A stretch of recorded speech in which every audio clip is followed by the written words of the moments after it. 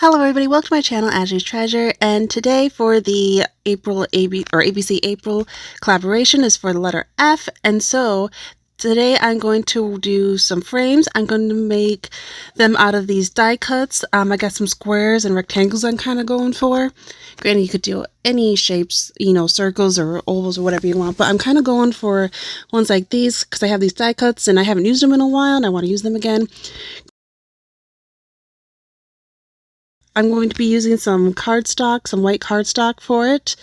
I think it's 65-pound cardstock. And I'm going to also be using some book pages. I grabbed three. I was kind of going for like three different, shades of book pages, like a dark, a medium, and a light book pages to go with it. This is my garden encyclopedia. I love this book. There's so many. It's like a dictionary of all plants, gardening, everything.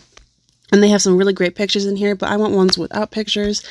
This is some kind of foreign one that I found. I really like the color of the pages, and the font was kind of interesting. And then this is just a Reader's Digest. I've been slowly but surely getting through the page, trying to put used to these pages. And so I'm going to use some of them. So I'm going to start cutting them out. I grabbed like 3 out of each book, which ended up being more than enough. Some of them I only used 1. But if you don't have die cuts, you could simply just, X-Acto knife and a ruler and make whatever size you would like. But I'm just taking 1 sheet of cardstock and I'm tearing it in half so that it will fit through my Sizzix. And just kind of placing down a couple different die cuts. I was able to fit 4 at a time on it.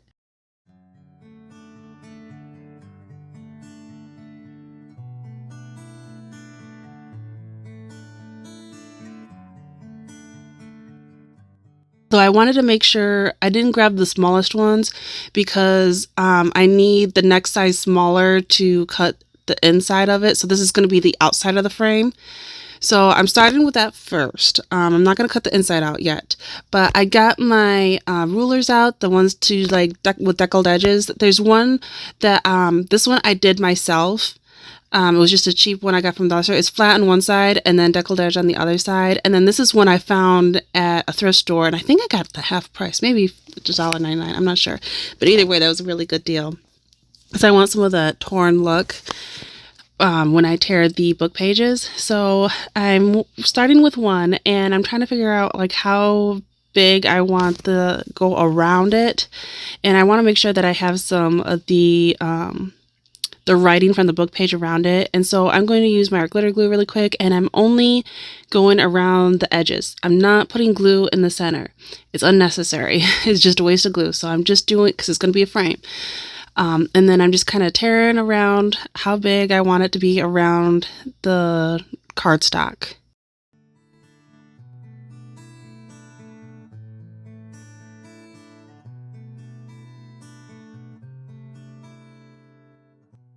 I was going for kind of a distressed. I think it's because I keep thinking of the next letter G, and I keep thinking grungy, something grungy, and so this kind of is grungy in a way, especially at the end. And so I'm going for that type of look. This is the first one I made. I'm not huge over this one. I think I made them too thick, and I just kept making each layer bigger, and I didn't distress them. Once I did this one, I definitely started distressing them first and then layering them, so that way you can see the layers, because just having layer after layer of book pages, it's kind of hard to see the difference. It just blends in. So here I'm like, oh yeah, I forgot I should have distressed this first before gluing them down. So I'm doing that really quick, and I'm using just the regular ink, not the oxide. I'm using Vintage Photo on this one. And now going to add the 3rd layer.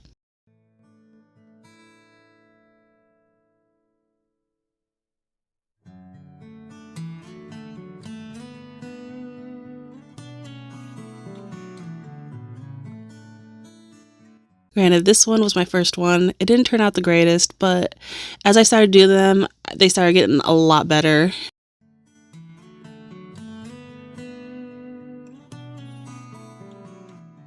Oh, there was a part that said that you were too young for this. I thought that was kind of random. but just distressing the outsides really quick. And now I'm going to set that aside and start working on my second one. I just used a scrap piece from the first one and tearing that off and doing like a thin line. And I started liking just doing like a straight tear more than the deckled edge on most of them, because I want to make these kind of thin, not too thick. And see, this time I'm distressing it first, but I still forgot to distress the cardstock, the white cardstock first before gluing that down.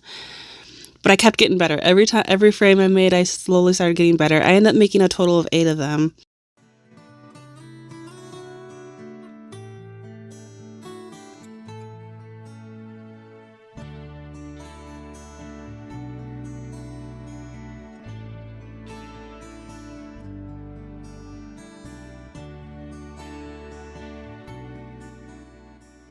And see, here I started doing them kind of at an angle and stuff instead of, you know, making each layer thicker and thicker. I liked having them more like they were just dropped on each other, you know, that kind of look a lot better, being kind of crooked and everything.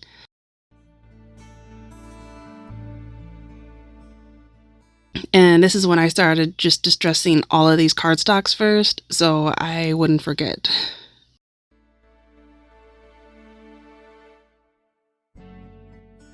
And just gluing the outside and then sticking it down. And then going to distress that layer. And it kind of made it easier that way instead of just the book page by itself, because the book pages are kind of, they're not thick, you know, they're a lot lighter, and so it was kind of hard to distress. It was kind of easier gluing the cardstock on it, so it gave more support to hang on to. But see, I'm kind of like tearing it and folding it and making it look like more aged and everything. That's what I mean. Like the first one did not turn out the greatest, which I'm going to touch up and make better at the end. But as I kept going, I kept getting better and better and making it look more grungy and more distressed. And I really love how these turned out at the end. And see here, I'm kind of placing it kind of sideways. I saw there was like a page number on it, so I kind of wanted that number to show on the top. But I like how it's a little crooked like that. It made it look more natural.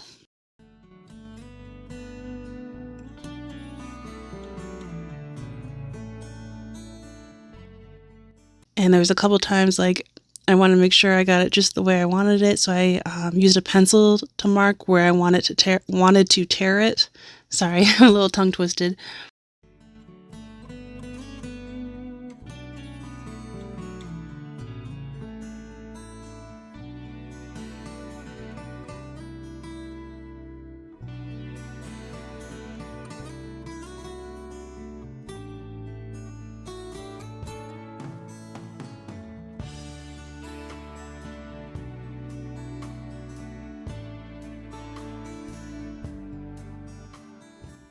Now going to distress it really quick and then glue it on.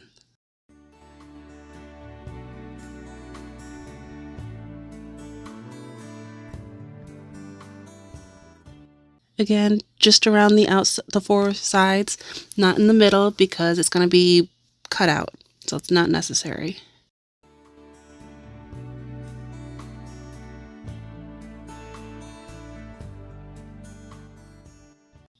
I got inspired of making these. What gave me the idea was that, which brand was it? It's, you know, this scrapbooking company, 49 and Market. They, in their collection, sometimes they sell these little frames as ephemera, and that's what gave me the idea of this. And it looked really cool, and I can't remember how many is in a package, but they have like different sizes of rectangles and squares, and they tend to have like a layering thing going on like this, and they tend to have like sewing in it, or I think sometimes they have stamp, or I thought of putting some stamp on it, but I actually didn't use any stamps this time. But I can't get my sewing machine to work, and I didn't want to do it by hand, so I didn't do any stitching on this, but that would have been a great idea to stitch along with this too, to give it more detail and grunginess to it. But that's what I got the idea from. I don't think it'll let me show a picture because of copyrights and everything, but if you look up 49 and Market and look at their ephemera, like scrapbook.com, I know they have it on their site. You just go under store and then, or shop, I can't remember if it says store or shop, and then you go under 49 and Market, and then you go under the filter and just go under their ephemera, and you can go through and you'll find some. They have different ones for different collections that they have.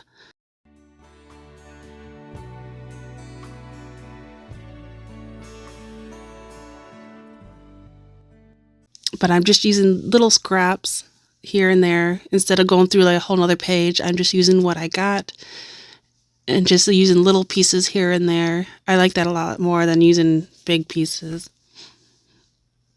Like once I start, it's always hard at the beginning, like from a full page, but once I start having little pieces, I do so much better with little pieces once things are already cut up, like with fabric and everything.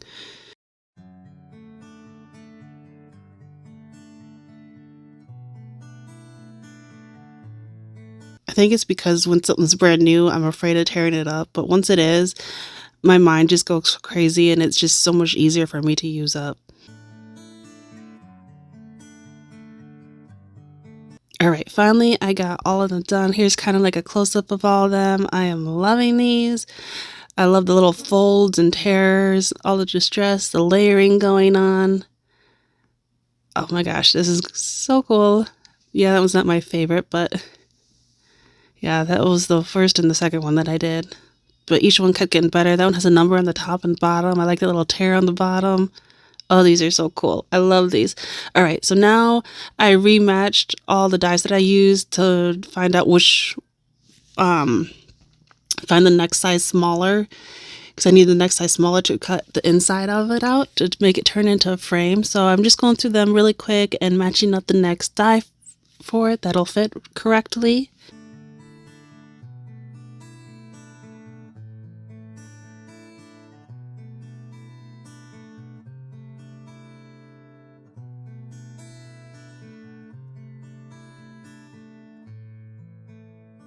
Alright, and then these I want to make sure they don't move, so I did use some washi tape on these ones just to make sure it stays in place, and then just put it through my Sizzix. Granted, if you don't have die cuts or you don't have a Sizzix, you can simply just a ruler and a knife and go to town. Look how great these are looking. Oh, I love it. So I'm going to do all 6 of them. And I went to go get a drink and I left it in the freezer to get cold and I forgot and it turned into a slush. But yeah, that's besides the point. I got all 8 of them ready to go. Look how cute these are. I could just leave them as is, but I wanted to add some more to it, make it even more grungy. So if you didn't see my last one for E, I did embossing, where I used fabric through my embossing folders, which turned out awesome, by the way. If you haven't seen that, you should definitely check it out. It'll be in the description box below. All of them that I've done so far are in there. And so these are those little scrap pieces that I cut off.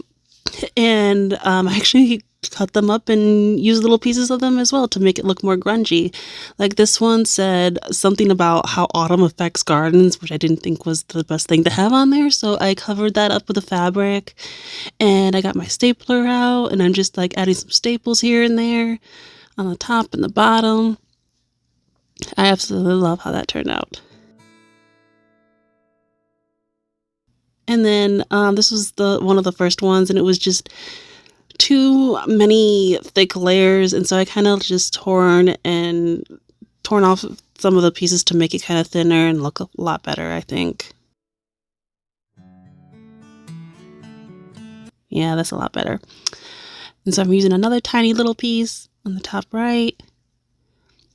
It was easier gluing it down and then staple over it.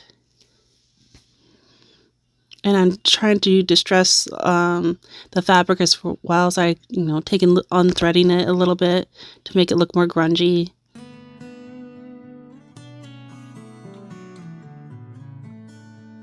Some of the staples I had like crisscross over each other. And here I'm taking some of the thread off of it to make it look more grungy, kind of distress it even more. And I liked the tone. It was just cotton and it was kind of like an off-white and it had like tiny little fibers in it too, so that was like perfect for this. So I loved that I didn't toss those scraps, that I saved them.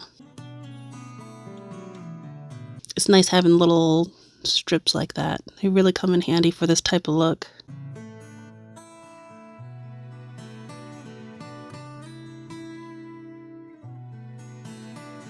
And then I had an idea, why don't I use the tape that I made? I tried to make that Aeged Cello tape, kind of like Tim Holtz.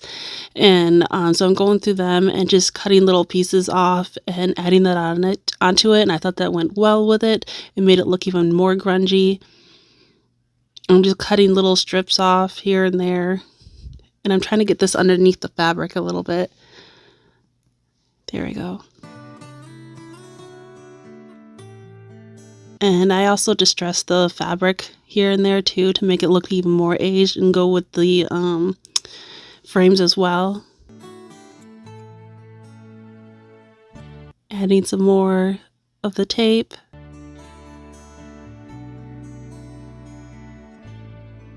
Cutting smaller pieces off. I love that. That's so much fun to do too. And I still have so much. I've used quite a bit, I feel like, and I still have so much left. I haven't had to make any more yet, but I got more colors though this time. I actually got some browns this time, and I think the next time I do it's going to look even better. But I want to use a lot of these ones up first before I start making more. Oh, I love that. So yeah, I just kept using, this is all the centerpieces that I punched out. So, or use my die cuts to use. So I'll definitely say that for something to make little tags and whatnot. But look how great these are. So yeah, I distressed them and added fabric and staples and tape, and I'm just in love with these. These turned out so awesome and exactly like what I had envisioned. So here's like a close-up to the third one. Here's the fourth one. Oh, I love that look. There's some tape up there.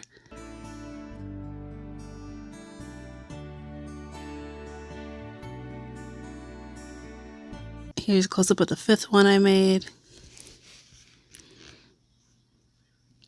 Here's the sixth.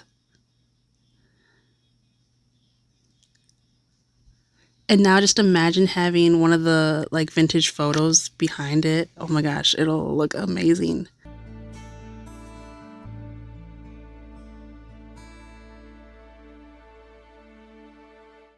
And there's the eighth one. Oh my gosh, you should so try it. If you like it, give it a thumbs up. Don't forget to subscribe.